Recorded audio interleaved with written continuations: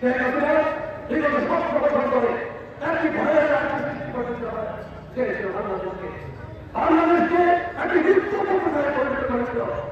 হাজার হাজার নেতা কর্মীকে গুরুত্ব করে দিয়েছিল। আমাদের হাজার হাজার কর্মীকে হত্যা করেছিল।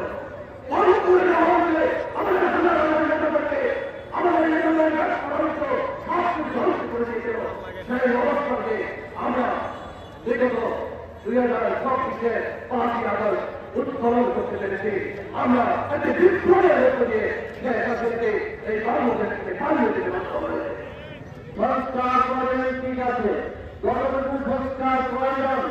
এটা করে অনতি বিলম্বে আগামী নির্বাচন যে জনগণের ক্ষমতা জনগণের কাছে দিয়ে দেবে এবং আমরা আশা করব এই অন্তর্বর্তীকালীন সরকার আমাদের সকলের সরকার, আমরা তাদেরকে সমর্থন দিয়ে তাদের এই সরকারকে বেমূল্যে আমাদেরকে সমর্থন দিয়ে নিয়ে আসছে। আমাদের নেতা পার্বত্য চেয়ারম্যান তারেক রহমান 17 বছর আন্দোলনের মধ্য দিয়ে এবং পরবর্তীতে ছাত্র জনতার বিজয়ের মধ্য দিয়ে যে অন্তর্বর্তীকালীন সরকার গঠন হয়েছে তার ভিতরে যার অবদান রয়েছে তিনি হচ্ছেন বাংলা ভাষার মানুষের উন্নয়নের প্রতি আমাদের তারেকের অহংকার, আমাদের প্রিয়তা জনাব তারেক রহমান।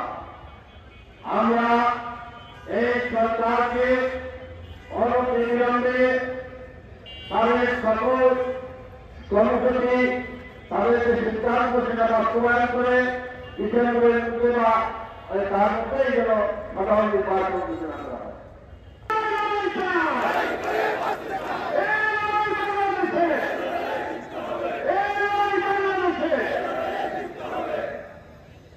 আমি আগেও আমরা বলেছি এই বিক্ষোভ প্রমাণকেও আমাদের প্রান্তীয় নেত্রী আছেন, আমাদের ভারপ্রাপ্ত চেয়ারপারসন তারেক রহমান আছেন, শহীদ জিয়া আছেন, আছেন না ভাই?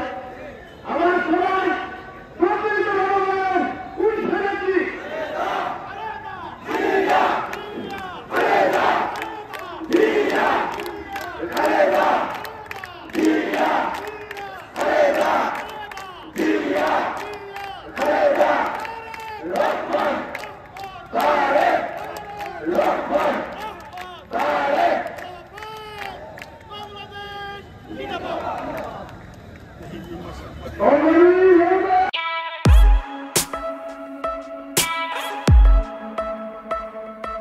Oh,